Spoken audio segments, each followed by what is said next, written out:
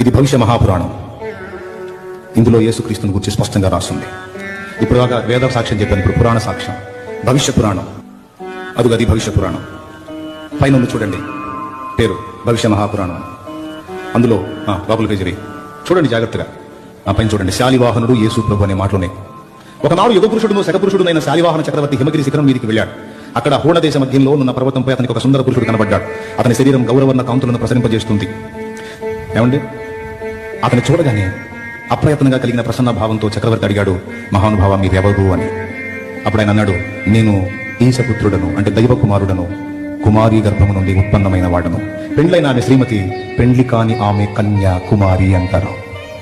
కుమారి గర్భము నుండి ఉత్పన్నమైన వాడను, నేను మ్లేచ్ఛ ధర్మ ప్రచారకుడను, సత్యవ్రతమందు స్థితుడను అని యేసు తన గురించి తాను చెప్పుకున్నాడని శాలివాహనుడు సాక్ష్యం ఇచ్చినట్టు భవిష్య పురాణంలో ఉంది.